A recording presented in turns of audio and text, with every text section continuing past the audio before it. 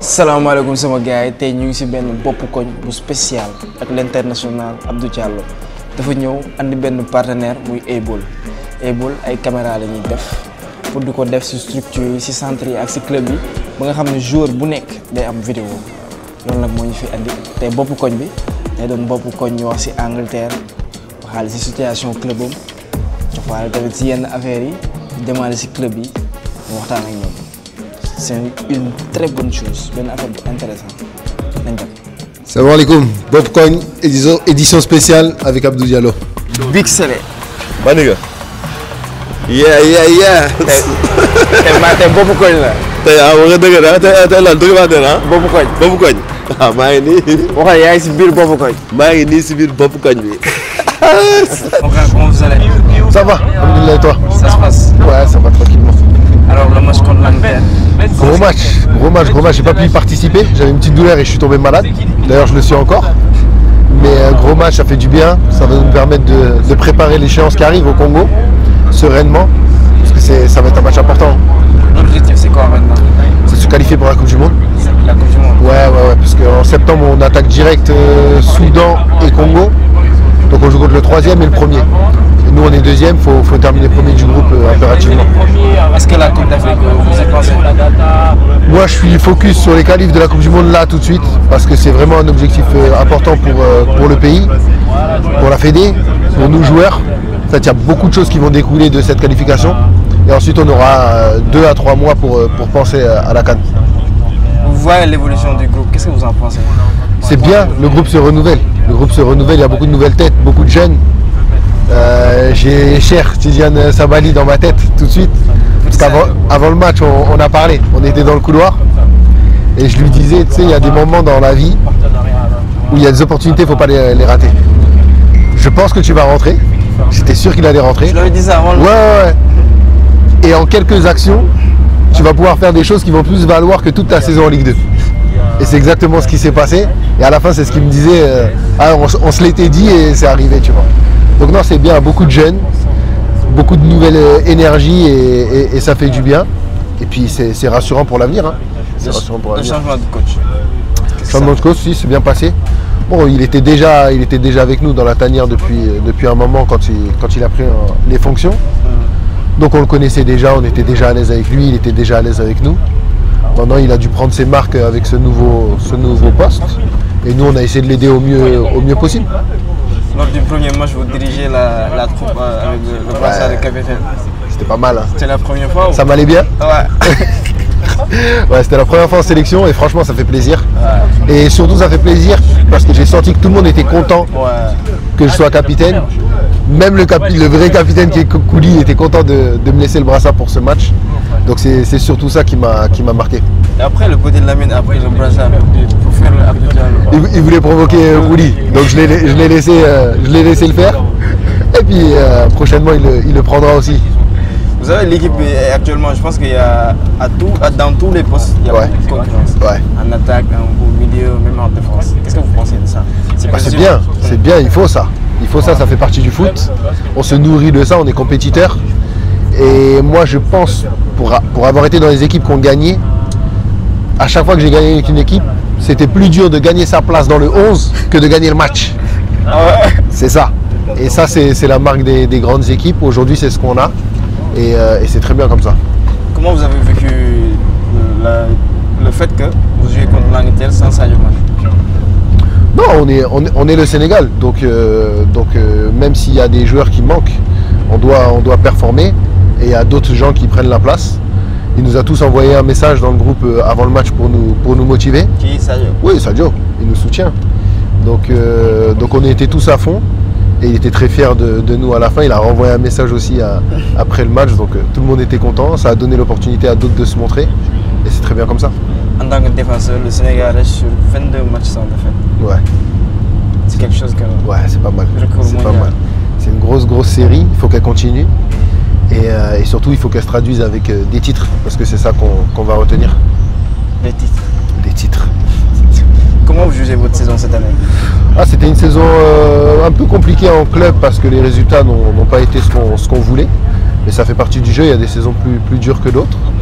Et en sélection, ben, c'est plutôt bien fini avec le match contre l'Irlande, le brassard, là le match de l'Angleterre. Donc c'est une saison mitigée, mais ça reste sur du positif.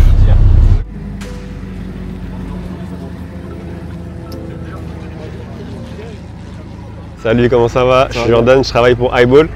Et du coup, nous, on travaille avec des caméras intelligentes qu'on peut installer, qui sont portables déjà, c'est intéressant. Nous, on va vraiment les offrir aux clubs, donc c'est vraiment gratuit pour les clubs. On va vraiment travailler avec eux et leur donner le maximum de visibilité. Donc, avec ces caméras portables, tu mets sur un trépied, tu mets la caméra par-dessus. Avec ton téléphone, tu peux déclencher l'enregistrement et ensuite, du coup, l'arrêter. Une fois que le match il est fini, le match il se télécharge directement sur le site. Et nous on met sur iBall. Par la suite on va analyser le match, donc tu vas avoir de la donnée statistique sur les joueurs. Tu vas aussi avoir un découpage de chaque joueur individuel, ce qui va permettre aux clubs pro en Europe de revoir ces joueurs assez facilement sur le site dès le lundi matin après le match. Alors nous on travaille déjà avec 23 clubs au Sénégal. Donc on travaille avec bien sûr GF comme tu viens de le dire, Diambars, on a aussi Oslo, Amitié, Bisport, voilà, on travaille vraiment avec beaucoup de clubs. On a aussi des clubs qui sont signés récemment à Zingishore, comme Ajamat par exemple. On vise tous les niveaux, donc de la Ligue 1, Ligue 2, niveau régional. On vise aussi, on couvre vraiment bien les championnats Future Star U19, U17 et U15. Je ne sais pas si tu connais, mais voilà, nous on veut vraiment se focaliser sur les jeunes joueurs qui ont 16, 17 ans, 18 ans. Nous, on cherche vraiment ce que les jeunes pépites sénégalaises soient visibles grâce à notre technologie. Super. D'où vous êtes venu la collaboration avec Abdou Diallo? Voilà, nous on a vraiment des synergies qui sont similaires. Lui, il veut redonner ce qu'il a eu dans sa carrière. C'est vraiment au-delà d'être un footballeur de haut niveau, c'est aussi une bonne personne qui veut redonner ce qu'il a acquis pendant sa carrière. Et du coup, voilà, il veut donner la visibilité aux joueurs sénégalais, aux jeunes pépites sénégalaises. Et on est vraiment très content de travailler avec lui. Il est vraiment, comme je disais, au-delà d'être un footballeur très connu, très réputé, c'est un homme vraiment incroyable. Super, merci beaucoup. Avec grand plaisir.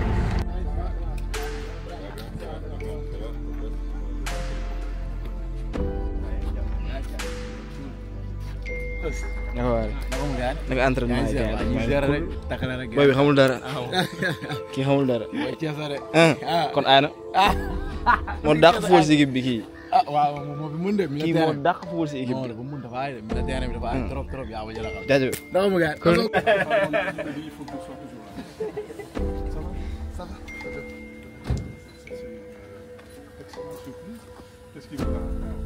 Alors, pas mal de choses.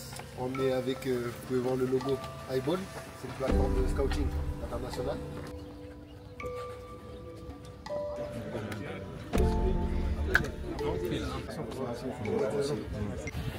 Donc je suis venu vous rencontrer aujourd'hui pour une occasion un peu spéciale. Donc on organise une formation à l'occasion des Jeux Olympiques de la jeunesse qui vont avoir lieu en 2026 à Dakar. Et je suis l'ambassadeur. Et on a un partenaire pour cette formation qui s'appelle iBall. C'est une des plateformes de scouting les plus importantes au monde. Donc ce qu'ils ont fait, c'est qu'ils vont offrir des caméras qui vont permettre de filmer et entraînement et match pour vous et qui vont permettre de diffuser ça dans le monde entier pour que vous soyez visible même pour les clubs qui sont en Europe, en Amérique latine, en Asie, peu importe. On regarde ici là. loo gisee affaire bi. waaw affaire bi moom naaj na moom rafet la quoi dëgg yàlla kontaan nañu bu baax a baax a baax waaw.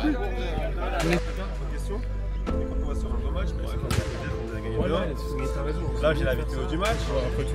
À droite j'ai la composition des équipes.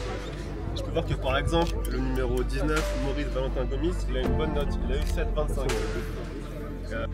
Juste vous dire qu'on vous remercie et que, comme vous l'avez dit tout à l'heure, on va essayer d'en faire bon usage, essayer d'aller tuer ceux qui sont devant. Quelque chose. Ça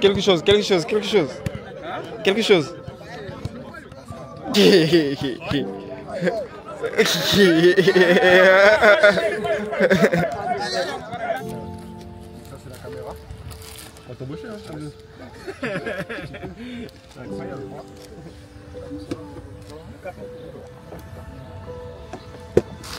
Ce qui va permettre de regarder tous vos matchs. Et même vous devrez accéder à la data. Espérons que ça soit une collaboration de très longue durée. J'espère aussi. Donc non, j'ai rejoint le Qatar après le PSG. Ils sont aussi propriétaires du PSG, donc c'était une suite un peu logique. Et puis depuis ça se passe bien, donc voilà.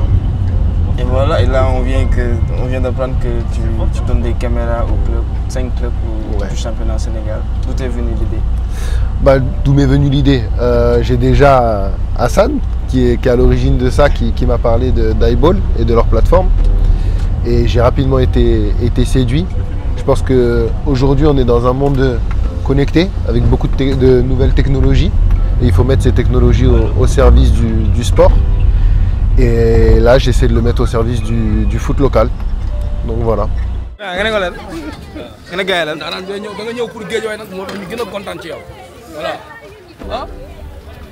Chef de protocole. yow lañ jox chef de protocole. Non, nice, mu ngi ci biir ah. Te ñun dañuy rafetlu lii ndax say morom yu bëri na na te lii kenn defu ko ah. Boo ko defee nag dañ ciy kontaan. Voilà. lii day yokk courage footballkat yi nga xam ñu ngi ci réew mi ndax bu ñuy gis international yi dafay rafet lii muy am ci dëkk bi daal. En tout cas ñeneen ñi ci des. dañuy wàcc ci terrain bi di def lii. Di góorgóorlu di góorgóorlu. Jaajëf. Ñaara nga may fay.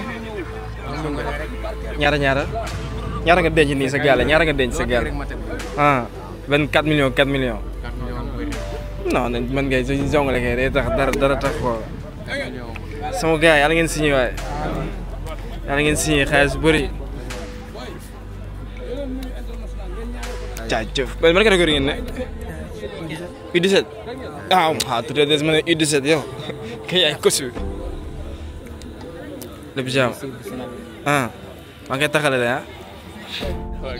xawuñ dara Guédiawaye mbër lañ am mbër te Balla Gaye aayul dëkk football ban joueur Guédiawaye moo ne équipe nationale amul Habib Diarra français la kooku ministre kenn boy la may xoolee boy boy lépp jaam nice soo ma invité ma ñëw de.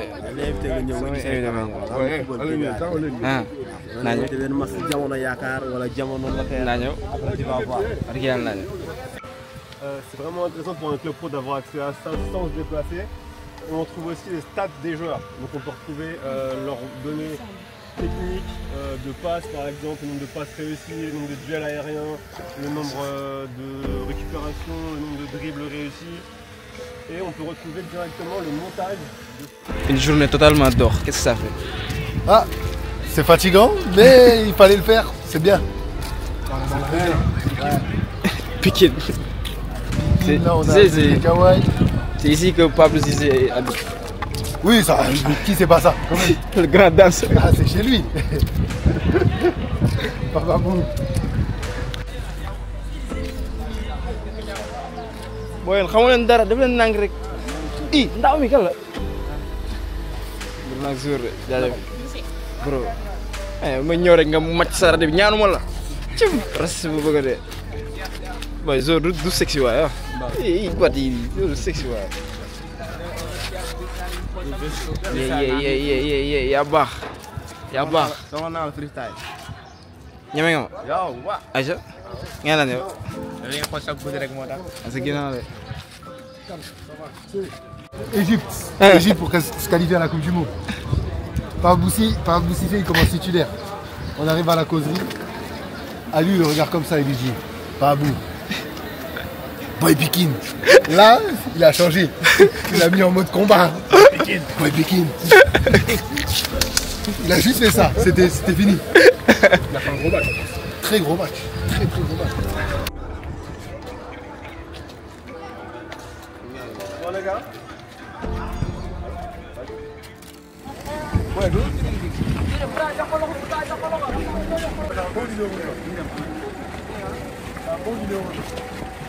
Comme je t'ai dit, c'est les titres qui comptent.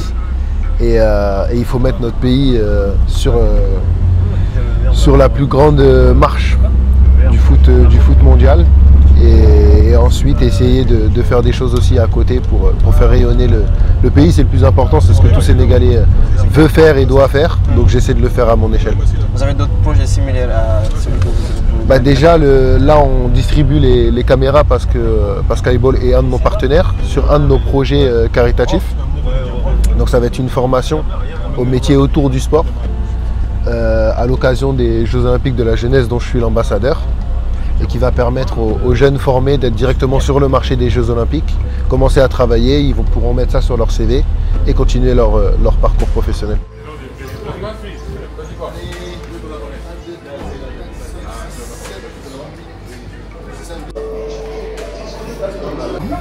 Non, non, xaaral commandant bi ñëw. Ana sax yi. Non, sax yi mu ngi. Ok, gars. Jaajëf. C'est capitaine Abdou. Capitaine Abdou, hein. Vous avez des problèmes? Capitaine. Non, impossible. Cockpit. C'est pas le petit béret là. On peut les baler là. Il sort vite. Ok. On va commencer là-bas, 2 jours avant. Non. La veille du match. Faux football.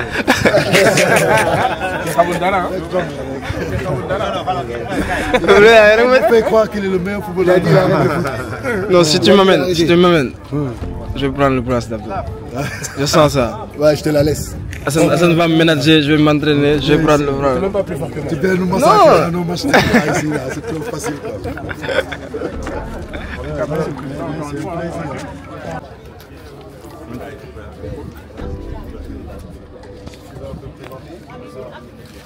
Kan daf ma ay projet yoo xamante ni moo ko neex. permettre de filmer les matchs facilement avec nous enquête les portables qu'on a ramené également aussi. Baax na nga déglu. Comme ça sur un petit avec de l'anti. Ok. Permet de filmer les matchs simplement avec un téléphone, lancer l'enregistrement. Trucage, c'est un trucage. Top. Presque. Ça y est, c'est officiel. 2 ans avec option déjà. Comme ça, un contrat de 3 mois. Avec option déjà. Tu connais, hein? On est au boulot. Dès que j'arrive à T'es polyvalent. Taille, poids, bosse, pied fort, la photo. Et là on voit les statistiques. Donc il a une note moyenne 7,4, il marque en moyenne 0,51 buts par match. Il y a son résumé offensif, son résumé défensif. C'est initiative bu kii bi quoi Abdou Diallo andi fi caméra yi. waaw tey dañoo am mbégte dalal Abdou Diallo fii ci Gorée ci boutique club US Gorée ñuy rafetlu rek liggéey bi mu def maanaam mu nekk lu rafet mooy lan jagleel club professionnel yu Sénégal yi quelques clubs yoo xam ne daf leen choisir muy US Gorée di Jaraaf Wakaam Pikine ak Guédiawaye ay maanaam caméra yu ñuy wax ay bool caméra yooyu ak li solo bi mooy ne day gën a yeesal li nga xam ne mooy image yi ñuy wane suñu match équipe A yi comme équipe tuuti tànk yi mais li si am solo aussi tam ñoom après dañ koy dugal si benn plateforme boo xam ne xale yëpp club professionnel yi nekk tugal nekk bitim réew ak yëpp dinañ leen mën a gis xool seen ndëgër laay ak seen xarañte pour mun leen topp pour ëllëg bu ñu leen waree mën transférer mu nekk ci anam yu jekk daal donc te loolu damay rafetlu maanaam taxawaayu initiative Abdou parce que ñoom ay joueurs équipe nationale lañu suñu ambassadeur lañu si àddina si yëpp mais li am solo te jàngat bi ñu am léegi mooy que suñu joueurs yi équipe A bi suñu cadre équipe bi dañuy delloowaat maanaam Sénégal li mu leen jox mooy lan ñëw jàppale club yi jàppale ñi nga xam ne mooy seeni rakk yi nga xam ne tey ñu ngi am aspiration def comme ñoom pour egg au niveau championnat professionnel yi en Europe mais aussi pourquoi pas delluwaat Sénégal gën a xarañ ci équipe nationale yi donc loolu dañ koy rafetlu di ko féliciter moog naataangoom yëpp si li ñuy def féliciter aussi structure bi nga xam ne mooy iBall ñoom ñooy gérer plateforme bi nga xam ne moo ñu may caméra bi nga xam dañ nekk partenaires yi Abdou Diallo te li ñuy def tam mu nekk lu baax parce que Afrique xam nañ ko talent yi bare nañ torop tuuti tànk yu mun football ba mais amuñu maanaam fu ñu mën a wone seen bopp te ñoom li ñuy def nii dina baax ci football sénégalais ci championnat local bi mais aussi suñu sélection yi parce que dañuy topp xale yi di joxe seen statistique ñu xam lan la ñu def chaque match ak fu ñu mënee ak fu ñu amee ay tolof-tolof ñu renforce leen mais aussi di leen ubbil maanaam palanteer boo xam ne club professionnel yu Europe wala Asie wala même Amérique dinañ leen mën gis pour mën a topp leen pour mën leen jënd mu nekk ngëneel si ñoom seen famille ak si football sénégalais. président Sénégal mooy première nation bi gagné Angleterre qu'est-ce que ça veut ah xanaa mbégte xam nga match bi balaa ñuy dem bu ma demee fële ci ambassade Grande-Bretagne laa wax dama leen noonu ñun de ñoom dañ ñu dóoroon nag te ñun nag Sénégal ku ñu dóor moom boo ñu lebalee dañ lay fay. donc loolu nekkoon na suñu xel amaana match boo xam ne nag match bu xawoon tar la parce que ñu bari dañ ma doon ne mais pourquoi Sénégal nangu ci jamono yi war jouer Angleterre parce que Angleterre dafa diis. ma leen di tooñ ma ne mais Angleterre diis nañu mais est-ce que ñoo ñu gën a diis donc yàlla def na dem nañu football la nag nit ñi gagné woon coupe du monde ñu nangu ne ñoom ñoo ñu mën bés boobu gagné ñu noonu lañ leen gagné keroog te mu nekk lu wéeru ci di mën leen parce que match bi ñëpp seetaan nañ ko bu weesoo gagné match bi. suñu équipe bi suñu joueurs yi football nañu ngéwél joué nañu niveau boo xam ne ñu bëri xaaree wuñ leen foon te lii pour man day wane rek tolluwaay équipe bi te buñ jàppee ne xëj na équipe bi mën na weesu foofu xel mën na dal que Sénégal mu ngi ci yoon bu baax gagné Angleterre nga xam ne mooy 4e nation ci classement FIFA lu rëy la ak seen joueurs yu xarañ ñu am donc lii day dal xel waaw te ñaari match yi nit xëj na nit yi comme dañu gagné Angleterre boobu rek la ñuy xool mais li am tam ci match Irlande bi tam am na solo trop réaction bi parce que équipe foofu nga koy nattee bu nekkee foo xam ne moom moo jiitu ak fu mu nekkee si jafe-jafe ñaari match yi li ci rafet mooy ne saa yu nekk dañ ñu jiitu ñu am personnalité am maanaam dàllum xel boo xam ne dañu ko nekk suñu football ba dellu siwaat xam nga keroog même Irlande mun a amoon nañ sax occasion dugalaat deuxième bi mais fii réussite bi ñëw na contre Angleterre ñu gagné leen match boo xam gagné boo xam ne amul laam-laame. bu leer la waaw donc macha allah. du càggane ñoom dañoo baaxul. mais ñun Sénégal mooy commencé dégg niveau boo xam ne amuñu complexe ragaluñu kenn am nañu humilité maanaam mais ragaluñu kenn adversaire bu ñëw suñu joueurs yi seen tolluwaay may na leen ñu mun leen affronter te loolu la ñu war a continuer bañ a ragal jouer équipe nation yu mag yi parce que boo bëggee bokk si ñi mën. da ngay joué ak ñi mën donc loolu la daal. Sadio Mané n'est pas convoqué.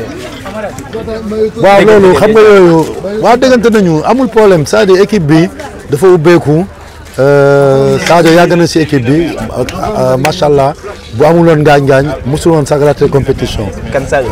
waaw def naa depuis des années il joue régulièrement ci équipe bi loolu amul problème bii am na lu ko gàllankoor ba ñëwul.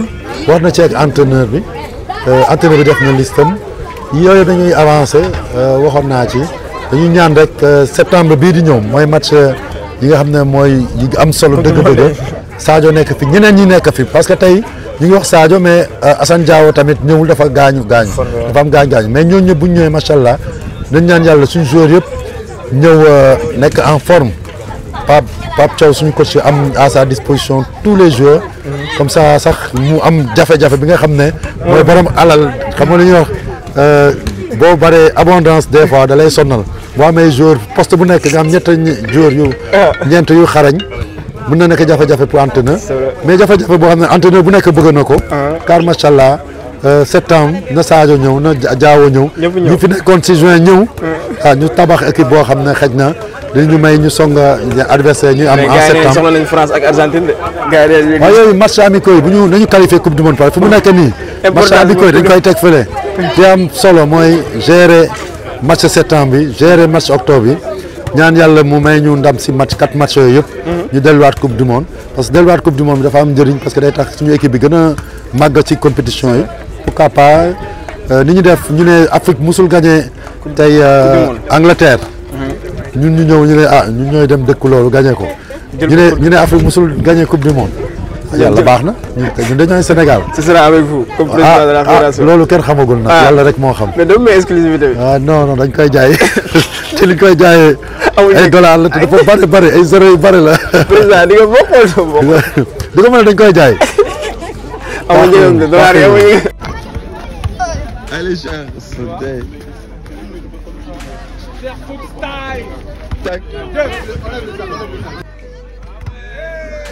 Sunday, donc sérieux, ouais. Il est trop fort.